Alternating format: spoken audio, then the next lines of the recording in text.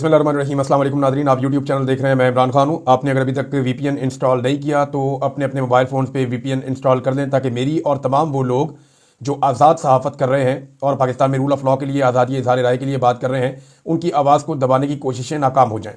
या तो आप वीपीएन इंस्टॉल करें ताकि आप हमारी वीडियो देख सकें, या फिर आप जब वीडियो को क्लिक करते हैं तो थोड़ा सा इंतजार करें ताकि वीडियो शुरू हो जाए, क्योंकि वो सर्फिंग पे चली जाती है 1 या आधे मिनट के लिए, और वो आप इंतजार करेंगे, जब शुरू हो जाएगी तो शुरू हो जाएगी। अब आ जाए नाज़रीन खबरों की तरफ।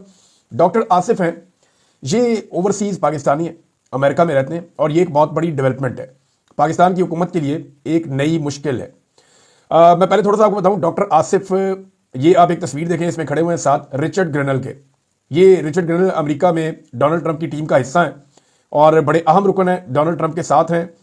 ये जब तक डोनाल्ड ट्रंप की टीम का बाकायदा हिस्सा नहीं बने थे या इन्होंने हलफ नहीं उठाया था, उससे पहले इमरान खान साहब की आज़ादी के लिए बहुत ज़्यादा बातचीत करते रहे, बहुत सारे ट्वीट्स करते रहे। लेकिन ट्रंप एडमिनिस्ट्रेशन का हिस्सा बनने के बाद और व्हाइट हाउस की टीम का हिस्सा बनने के बाद इन्होंने बात नहीं की थी ऐसे खुलकर, जिसके ऊपर बहुत प्रोपेगेंडा किया जा रहा था। और इमरान खान साहब के मुखालिफिन या बहुत सारे लोग जो इस वक्त मौजूदा रिजीम में पाकिस्तान में मौजूद हैं या उसके बेनिफिशरी हैं, वो सारे ये कह रहे थे कि रिचर्ड ग्रेनल को काबू कर लिया गया और बहुत सारे लोगों को शट अप कॉल चली गई है। लेकिन सूरत हाल मुख्तलिफ है। रिचर्ड ग्रेनल के साथ डॉक्टर आसिफ महमूद खड़े हैं। ये इमरान खान साहब के दोस्त हैं और पाकिस्तानियों के बड़े हमदर्द हैं। डॉक्टर साहब जो हैं वो ये बड़े लंबे अरसे से कोशिश कर रहे हैं कि कुछ और साथी भी हैं, वो भी कोशिश कर रहे हैं कि पाकिस्तान में रूल ऑफ लॉ आ जाए, इमरान खान साहब की गैर कानूनी गिरफ्तारी को खत्म किया जाए, उन्हें रिहाई मिले, पाकिस्तान में मैंडेट जो है उसका एहतराम किया जाए और इंसानी हकूक की पामालियाँ और जो खिलाफ वर्जियाँ हो रही हैं वो बंद की जाए। जब मुझे जबरी तौर पर लापता किया गया था तो मुझे बाद में पता चला कि डॉक्टर साहब ने बहुत आवाज़ उठाई थी और बहुत सारी जगहों पे, क्योंकि डॉक्टर साहब की बहुत सारी जगहों पे, अहम जगहों पे अप्रोच है, तो इन्होंने वहां राब्ता भी किया कि पाकिस्तान में एक सहाफ़ी को जबरी तौर पे इंटेलिजेंस एजेंसीज ने लापता किया हुआ है, लिहाजा उसकी बाजियाबी के लिए अपना किरदार अदा करें। तो डॉक्टर आसिफ साहब अब रिचर्ड ग्रेनल के साथ खड़े हैं, जिनके साथ बातचीत कर रहे हैं। तो रिचर्ड के साथ बात करते हुए उन्होंने पाकिस्तान का जिक्र छेड़ा और पाकिस्तान के बारे में बात की। तो रिचर्ड ने एक मरतबा फिर वही अपना मौक़िफ़ दोहरा दिया जो पाकिस्तान हुकूमत नहीं चाहती कि वो दोहराए। इससे यह पता चलता है कि डोनाल्ड ट्रंप की एक्चुअल टीम क्या सोच रही है पाकिस्तान के बारे में। देखिए, पहले तो अमेरिका को पाकिस्तान के मामलात में मुदाखलत नहीं करनी चाहिए। मैं पहले दिन से इसके खिलाफ हूं कि कोई भी मुल्क पाकिस्तान के अंदरूनी मामलात में मुदाखलत करे। लेकिन इंसानी हकूक का मामला जो होता है, ह्यूमन राइट्स का, आज़ादी इज़हार राय का, ये अब किसी मुल्क का अंदरूनी मामला नहीं है। यानी हम दुनिया भर में आवाज़ उठाते हैं जहां पर भी गैर इंसानी सलूक होता है इंसानों के साथ, तो ये हमारा राइट है। तो जहां पर आप इंसानी हकूक को पामाल करते हैं, वहां पर आलमी बरादरी को पाकिस्तान पर दबाव डालना चाहिए और पाकिस्तान को भी उन जगहों पे दबाव डालना चाहिए जहां पे पाकिस्तान समझता है कि आलमी सतह पे ह्यूमन राइट्स वायलेशंस हो रही हैं, जैसा कि फ़लस्तीन में होती हैं, जैसा कि कश्मीर में होती हैं, जैसा कि हम बॉस्निया की बात करते थे, इराक की बात करते थे, लीबिया और शाम की बात करते थे। तो इसी तरह से दुनिया में जहां जहां इंसानी हकूक की पामालियां हो, दुनिया के जो जिम्मेदार ममालिक हैं उनकी ये जिम्मेदारी होती है कि आवाज़ उठाए। हाँ, रजीम चेंज करना उनका काम नहीं होता। Let the people of the country decide. जिस मुल्क में लोग रहते हैं वही फैसला करें कि उनके ऊपर कौन हुकूमत करेगा और कौन नहीं करेगा। तो अमेरिका ने जो पाकिस्तान में 2022 में सहूलतकारी की और एक रजीम चेंज करवाया, इसके तो मैं सख्त खिलाफ हूं। लेकिन अब ह्यूमन राइट्स के लिए अगर अमेरिका से आवाज़ें उठती हैं तो पाकिस्तान की हुकूमत के लिए सिचुएशन मुश्किल हो जाएगी। हुकूमत अभी तक रिचर्ड ग्रेनल से मुलाकात नहीं कर सकी और सवाए ये इंडो पाक मामले के या दीगर इक्का दुक्का मामलात के जो स्टेट ऑफ अफेयर्स होते हैं मुल्कों के बीच में, उसके अलावा हुकूमत कोई भी ताल्लुक बनाने में डोनाल्ड ट्रंप की एडमिनिस्ट्रेशन से कामयाब नहीं हुई। हालांकि इन्होंने मादनियात का भी उन्हें कहा कि जी मादनियात हम आपको देते हैं और बहुत सारी चीज़ें हैं, तो ये हर काम करने के लिए तैयार हैं अमेरिका के कहने पर। लेकिन जब रिचर्ड ने अभी स्टेटमेंट दिया तो उन्होंने कहा जी डोनाल्ड ट्रंप इमरान खान को बहुत पसंद करते हैं, ही लव हिम, उसे बहुत प्यार करते हैं, और उन्होंने कहा जी इस पर हम काम कर रहे हैं और इसके ऊपर जो है वो अच्छी खबर आएगी, इमरान खान साहब की रिहाई बहुत ज़रूरी है। तो इस तरह से उन्होंने बातचीत की है। वो तफसीली चीज़ें सामने आएंगी, मैं आपके सामने रखूंगा। तो अमेरिका को या पूरी दुनिया को ये किरदार अदा करना चाहिए और ओवरसीज पाकिस्तानियों को इसके लिए आवाज़ उठानी चाहिए कि पाकिस्तान में ह्यूमन राइट्स हो, आज़ादी इज़हार राय हो, मैंडेट का एहतराम किया जाए, रूल ऑफ लॉ हो, जबरी गुमशुदगियों वाला एक घटिया मामला जो है वो खत्म किया जाए, खवातीन और बच्चों पे टॉर्चर और उनकी गिरफ्तारियां बंद की जाएं, कोर्ट पैकिंग पाकिस्तान में की गई है, बहुत बड़ी जलालत है, आईने पाकिस्तान की धज्जियां उड़ाई गई, ये सारी चीज़ें खत्म की जाए। पाकिस्तान की हुकूमत पहले ही बहुत दबाव में है और अब एक नई सिचुएशन का सामना करना पड़ गया है। ये अब जो मैं आपको बताने जा रहा हूं नाज़रीन, गौर से सुनिएगा कि इंडिया ने पाकिस्तान के साथ किया क्या है। मैं तफसील आपके सामने रखता हूं। इंडिया ने मुख्तलिफ डैम से पाकिस्तान का पानी रोकना शुरू कर दिया है। सबसे पहले इंडिया ने जिस डैम से पानी पाकिस्तान का रोका उसका नाम है बगलीहार डैम। ये दरियाए चनाब के ऊपर बना है और सिंध तास मुआहदे के मुताबिक दरियाए चनाब पे इंडिया कोई डैम नहीं बना सकता था। लेकिन परवेज मुशर्रफ के दौर में, जो एक डिक्टेटर था, इंडिया ने ये डैम बना लिया था बगलीहाट डैम, और परवेज मुशर्रफ इसको तबाह नहीं कर सका। तो ये एक डैम है, ये 450 मेगावाट बिजली भी बनाता है इंडिया के लिए, और वो हमारा बेशुमार पानी भी रोकते हैं दरिया चनाब पे, जो कानून के मुताबिक हमारा पानी है। सिंध ताज मुआहदे की पहली दफा खिलाफवर्जी नहीं हो रही। आप ये ना समझ लीजिएगा कि इंडिया अब कर रहा है। इंडिया ने एक एक करके आपके पानियों पे डैम बनाए, पहले पानी रोकने का बंदोबस्त किया। जब उनके पास पानी रोकने का बंदोबस्त हो गया, तब उन्होंने मौके का इंतजार किया और अनाउंस कर दिया अब हम रोक देंगे। अब वो रोक रहे हैं। अब उन्होंने चनाब और झेलम के ऊपर सिर्फ पानी रोकना है, सिंध के ऊपर उन्होंने नए स्ट्रक्चर्स बनाने हैं। अब वो क्या करते हैं, आप रोक पाते हैं या नहीं, ये सवाल अपनी जगह पे। तो डैम जो तबाह करना चाहिए था 2005 में, पाकिस्तान को रोकना चाहिए था कि यार आपने डैम क्यों बनाया। ये बगलीहाट डैम है, ये परवेज मुशर्रफ के दौर में बना, इंडिया ने बनाया 450 मेगावाट का। इसने सबसे पहले पानी रोका पाकिस्तान का। लगभग जो 80% पानी है पाकिस्तान का वो रोक दिया गया है दरिया चनाब में। डिफरेंट आदादोशुमार आ रहे हैं और सरकारी हैं। लगभग 70 से 80% पानी दरिया चनाब में, और बाद इत्तलात के मुताबिक इससे ज्यादा पानी रोक दिया गया है। एक और डैम है सलाल डैम। यह डैम बनाया गया था ज़ियाउल हक के दौर में दरिया चनाब पर। तो ज़ियाउल हक साहब इस डैम को बनने से भी नहीं रोक सके, रन ऑफ द रिवर। और आगे एक डैम है, इन्होंने वाटर स्टोरेज है बहुत बड़ा, तो यहां पे भी पाकिस्तान का पानी रोकना शुरू कर दिया, दरवाजे बंद कर दिए उन्होंने। अब जो सलाल डैम है, वहां से पानी बंद होने के बाद दरिया चनाब में पानी मजीद कम हो गया है। इतलात आ रही हैं कि किशन गंगा डैम झेलम, जहां पे 330 मेगावाट बिजली बनती है, ये जो किशन गंगा डैम है, ये जनाब ये जनरल राहील शरीफ, जनरल कियानी, जनरल बाजवा, ये इनके अदवार का डैम है। और अशफाक परवेज कियानी और ये सारे इस दौर में आर्मी चीफ रहे हैं, इनके अदवार में ये डैम बनता रहा है। और परवेज मुशर्रफ के दौर में आगाज इसका किया गया था, यानी उन्होंने इसका नया कागजी कार्रवाई की थी। फिर अशफाक परवेज कियानी साहब का दौर आया, जनरल साहब का, ये डैम बनता रहा। राहील शरीफ साहब का दौर आया, ये डैम बनता रहा। जनरल बाजवा का दौर आया, ये डैम बनता रहा, और ये डैम बन गया। ये पाकिस्तानी पानी के ऊपर डैम बना रहा है इंडिया। हम इसको एक्ट ऑफ वॉर डिक्लेयर कर रहे हैं, क्योंकि वो डैम बना रहा था, पानी नहीं रोक रहा था। क्योंकि पानी आपके मुल्क में आ रहा था तो आपको प्रॉब्लम नहीं था, आपको यह था कि इंडिया डैम जरूर बना रहा है लेकिन पानी हमारा नहीं रोकेगा। ये अंडरस्टैंडिंग शायद पाकिस्तान की और इंडिया की एस्टेब्लिशमेंट की आपस में थी। हुकूमतों का तो देखिए लेना देना ही कुछ नहीं होता, ना नवाज शरीफ कुछ बेचता है, ना इमरान खान, ना जरदारी, कोई भी नहीं। ये तो हुकूमत का बस बराए नाम ही हिस्सा होते हैं। क्या पता कि ये क्या चल रहा है पाकिस्तान में। तो सारा कंट्रोल ही एस्टेब्लिशमेंट ने अपने हाथ में रखा हुआ है। सिविलियन के हाथ में कंट्रोल होता है। हम उन्हें पूछते तो सही, आज उनको पूछते जनाब आपने ये क्या किया। लेकिन मैं आपको बता रहा हूं कौन कौन बंदा था। राहील शरीफ, जनरल कियानी और जनरल बाजवा, इनके दौर में जनाब बन गया Kishan Ganga dam.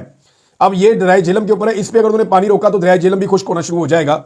Ratle hydro power project, इसके ऊपर भी वो काम कर रहे हैं। ये 850 मेगावाट का बहुत बड़ा डैम है, जिसपे इस वक्त इंडिया काम कर रहा है। और भी बहुत सारे छोटे बड़े स्टोरेज है, वाटर स्टोरेज, जो इंडिया ने हमारे पानियों में बनाए। जब हम हमारे पानी कहते हैं ना, तो हमारे पास टोटल 6 पानी है जो इंडिया और पाकिस्तान में तकसीम हुए। 3 पानी भारत के, रावी, सतलुज और ब्यास। सिंध ताज मुआहदे के मुताबिक आप जितने मर्जी डैम बनाए आपकी मर्जी, तीनों खुश्क हो गए। 3 जो मगरबी दरिया है, और इन्हीं मगरबी दरियाओं से हम नहरें निकाल के अपने मशरकी दरियाओं का पानी भी पूरा करते हैं, ये हमारे थे। अब ये जो मैं स्ट्रक्चर और आपको बात बता रहा हूं ना, ये हमारे डैम्स के ऊपर उन्होंने बनाए हैं। और अब अमली तौर पर भारत ने पानी रोकना शुरू कर दिया है। तो सवाल यह है कि क्या भारत को पाकिस्तान पर हमला करना चाहिए इस वक्त? मेरा तो नहीं ख्याल कि उन्हें हमला करना चाहिए, अपने फौजी मरवाने चाहिए। वजह यह है कि मैं पहले आपको कह चुका हूं, जब शुरू में ये जंग वाली सूरत बनी थी, कि भारत ने पाकिस्तान पे स्ट्राइक कर दी है सिंध ताज मुआहदा मुअत्तल करके, और अब उन्होंने अमली तौर पे पानी रोकना शुरू कर दिया है। तो अगर वो पानी रोक लेते हैं तो ये वो कामयाबी है उनकी, इंडिया की। फिर जब उन्होंने डैम बनाए, आपने बनने दिए, वो डैम बना के उन्होंने खड़े कर दिए, आपने उसको देखते रहे, आपने वो गिराई नहीं, आपने बात ही नहीं की, आपने मुकदमा ही नहीं लड़ा पाकिस्तान का। और अब जब डैम पानी रोक रहे हैं तो अब आप कुछ कर नहीं सकते। क्या कर सकते हैं आप? देखिए, इंडिया तो हमला नहीं करेगा, उसे हमला करने की मेरे ख्याल में अब जरूरत नहीं है। हो सकता है वो कर भी दे अपनी आवाम को ठंडा करने के लिए, हो सकता है वो जरा पॉपुलैरिटी लेने के लिए, कोई रोला रोला डालने के लिए वो थोड़ा बहुत वो गेम कर भी दे, या हो सकता है कि ये सारा का सारा इंडिया कर ही इसलिए रहा है कि उनका इलेक्शन निकल जाए, उसके बाद ठीक है नॉर्मलाइज कर देंगे चीजें। कुछ कहा नहीं जा सकता। लेकिन क्या भारत को अपने बंदे मरवाने चाहिए, अपने फौजी मरवाने चाहिए?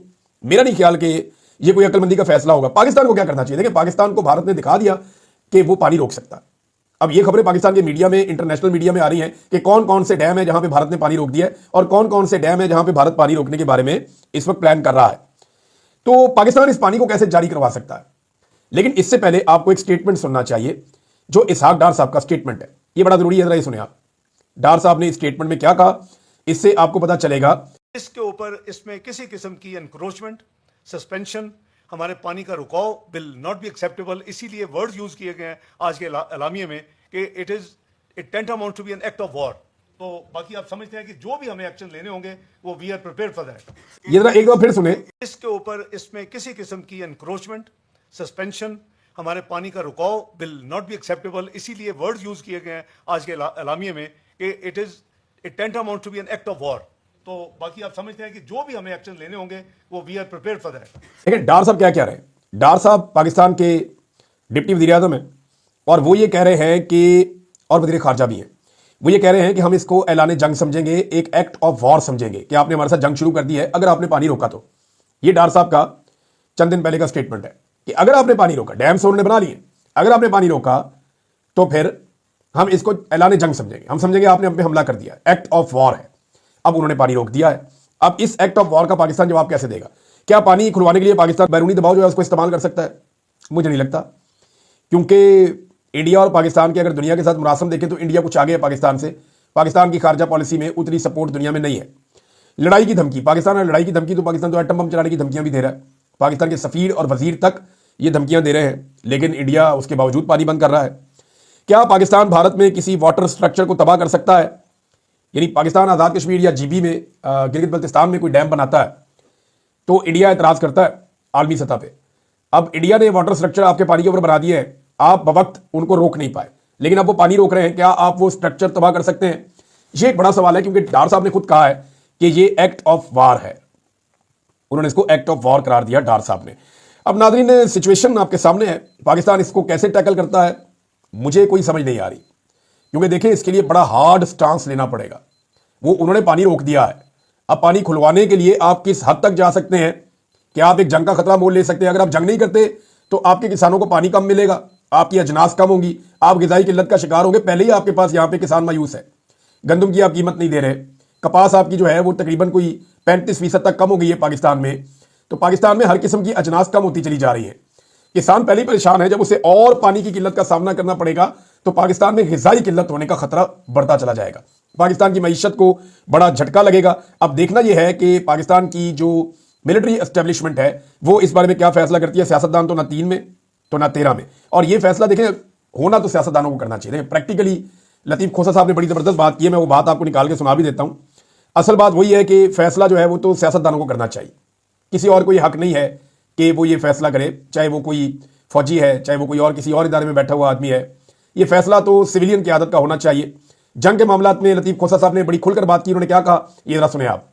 नहीं करते जी। जनरल आसिम मुनीर कौन होता है भाई? ये सिविलियन डिक्टेटर का फैसले होते हैं। जंग में माफ कीजिएगा, जंग का दिफा करना, जंग में जाना, जंग का फैसला करना, ये हमेशा सिविलियन डिक्टेटर का होता है। अफवाज पाकिस्तान एक सर्विस है जो उनके ताबे काम करती है, उनकी हिदायत पर काम करती है, उनके हुक्म पर काम करती है। आप मत करें वो हाल जो बांग्लादेश में हुआ था। आपने गल्फ इतनी क्रिएट कर दी है अवाम में और अफवाज पाकिस्तान में कि वहां भी आपने देखा फौज कभी नहीं जंग जीता करती, ना लड़ा करती है। अवाम हमेशा उनके पीछे होते हैं, अवाम हमायत करती है तब होता है। अच्छा जी, वो ये कह रहे हैं कि आसिम मुनीर कोई इनका ताल्लुक नहीं है जंग के साथ और इन मामलात के साथ। ये सिर्फ सिविलियन की आदत के हुक्म के ऊपर जाकर लड़ाई लड़ सकते हैं। फौजें जंगें नहीं जीतती होती, अवाम जंग जीतती होती है। और अवामी सपोर्ट इसलिए नहीं है कि एक बहुत बड़ी गल्फ या एक बहुत बड़ी खलीज पैदा कर दी गई है पाकिस्तान की सिक्योरिटी फोर्सेज में और पाकिस्तान के अवाम में लगातार जुल्म, जबर और फसादियत करने के बाद। इस पे जो है वो अभी हुकूमत ने एक यकजहती की कोशिश तो की थी, लेकिन हुकूमती बंदे ही आपस में बैठा के उन्होंने, और वो भी तीसरे चौथे लेवल की क़यादत, यानी हुक्मरान तो आए बैठे ही नहीं, बिलावल भी नहीं आया, नवाज शरीफ भी नहीं, बाकी और कोई भी नहीं, ना गिलाड़ी साहब ने कोई और कोई नजर नहीं आया, कोई जो अहम लीडर है शहबाज शरीफ कोई भी नहीं था। बल्कि सेकंड दर्जे की जो क़यादत है वो जरा वो भी नहीं थे। वो अता तारड़ ने देनी थी प्रेस ब्रीफिंग, जंग के ऊपर पता नहीं क्या देनी थी, साथ DGI SPR।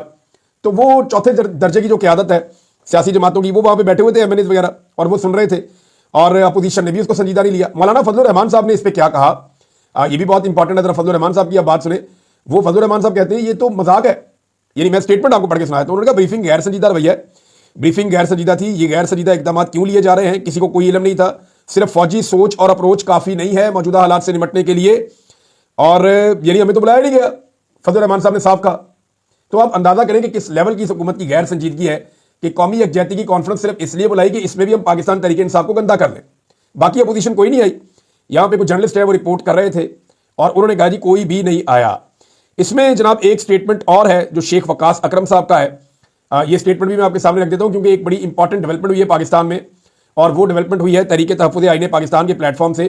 कुछ बड़े अहम मुतालबात अब सामने रखे गए हैं जिनकी बुनियाद पर अब तहरीक चलने जा रही है। लेकिन शेख वकास अकरम साहब का स्टेटमेंट है कि इमरान खान को इस वक्त जेल में रखना कौमी नुकसान है और आप इसके मुजरिम हैं। फार्म 47 की हुकूमत के लंगड़े लूले ज़ईफ बयानात से भारत को कोई फर्क नहीं पड़ा। अडियाला जेल में बैठे इमरान खान के एक ट्वीट से इंडिया कांप गया और इनको इमरान खान का ट्विटर अकाउंट बंद करना पड़ा। देखें, इमरान खान की ट्वीट जो है ना वो नरेंद्र मोदी की ट्वीट से थोड़ा सा फर्क है उनका, दुनिया के अंदर जो फैलाव है इंफॉर्मेशन का। पाकिस्तान में कोई दूसरा आदमी नहीं है जो नरेंद्र मोदी की ट्वीट का मुकाबला कर सके इमरान खान के अलावा। मैं चैलेंज करता हूं, जनरल आसिम मुनीर ट्वीट करके देख लें, या ISPR के अकाउंट से जनरल आसिम मुनीर ट्वीट करके देख लें, उसकी रीच किसी सूरत भी नरेंद्र मोदी की रीच के करीब क्या उसके 5 गुना पीछे भी नहीं पहुंचेगी। लेकिन इमरान खान ट्वीट करके देखें तो वो नरेंद्र मोदी को क्रॉस कर सकते हैं। लेकिन पाकिस्तान में जो ट्विटर है उसको बैन किया हुआ है। पूरी दुनिया में ट्विटर एक ऐसा वेपन है जिसपे बयानिए बनते हैं, पूरी दुनिया के रियासतों के बयानिए बनते हैं। मेरी तमाम पाकिस्तानियों से गुजारिश है कि अगर आपने ट्विटर के ऊपर अपना अकाउंट नहीं बनाया, आप आहिस्ता आहिस्ता इसको इस्तेमाल करना सीख लेंगे। आप फौरी तौर पर ट्विटर के ऊपर अपना अकाउंट बनाएं और चाहे VPN लगा के आपको चलाना पड़े, आप इसको चलाएं।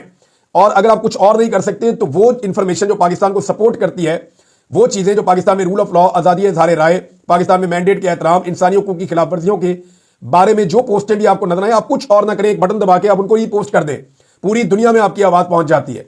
आज दुनिया में जो सबसे बड़ा पैरामीटर है जिसकी बुनियाद पर दुनिया फैसला करती है कि कहां पर जुल्म और ज्यादती हो रही है, वो ट्विटर को समझा जाता है। लिहाजा आप ट्विटर या X इसको आप डाउनलोड जरूर करें।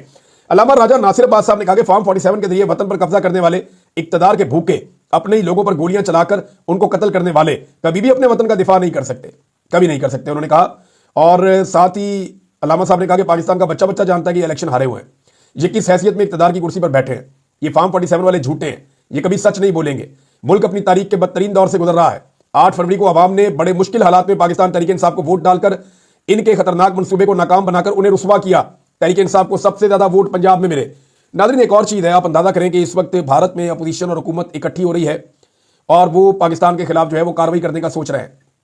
भारत जारहाना है और वो बहुत ताकतवर भी है, बड़ा मुल्क भी है, पैसा भी ज्यादा उनके पास, उनके वसाइल भी ज्यादा है। इसके बावजूद वो कौमी यकजहती को फरोग दे रहे हैं, वो इकट्ठे हो रहे हैं। उनका अपोजिशन राहुल गांधी, मोदी, वो इकट्ठे बैठते हैं और वो ऑल पार्टीज कॉन्फ्रेंस भी बुलाते हैं। जबकि पाकिस्तान जिसको जारहियत का सामना है, जिसका पानी रोक दिया गया है, वहां अपोजिशन लीडर प्रेस कॉन्फ्रेंस करता है, सुनाई नहीं जाती। वहां पे अपोजिशन बात करती है, सुनाई नहीं जाती। जो अपोजिशन का सबसे बड़ा रहनुमा है, जिसकी सबसे ज्यादा अक्सरियत है पाकिस्तान में, उसको जेल में उसके लोगों से मिलने नहीं दिया जाता। और उमर अयूब साहब जब कौमी असेंबली में खड़े होकर तकरीर करते हैं, उन्होंने कहा जी पिछले साल एक ब्राह्मूस मिसाइल पाकिस्तान में आकर गिरा है। वो आपको खबर याद होगी ना, एक मिसाइल आया था, वो पाकिस्तान में आकर गिरा था, जिस पर रोला पड़ गया था। DG ISPR ने गालिबन इसके ऊपर कोई बात भी की थी और हमने अजीबोगरीब कहानियां उस दिन सुनी थी। तो वो ये कहते हैं कि पिछले साल एक ब्राह्मूस मिसाइल पाकिस्तान में आकर गिरा, वो हमारे एयर डिफेंस सिस्टम का टेस्ट था।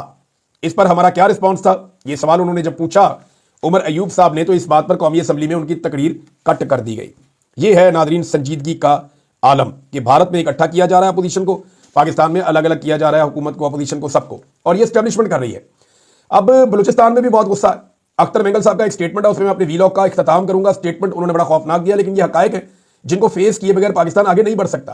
उन्होंने कहा कि दुनिया की जंगी तारीख में कभी 90,000 फौजियों ने इकट्ठे हथियार नहीं डाले जो आपकी फौज ने डाले। अपने निसाब की किताबों में यह भी डाल दें कि उन 90,000 फौजियों की पतलूनें आज भी वहीं लटकी हुई हैं।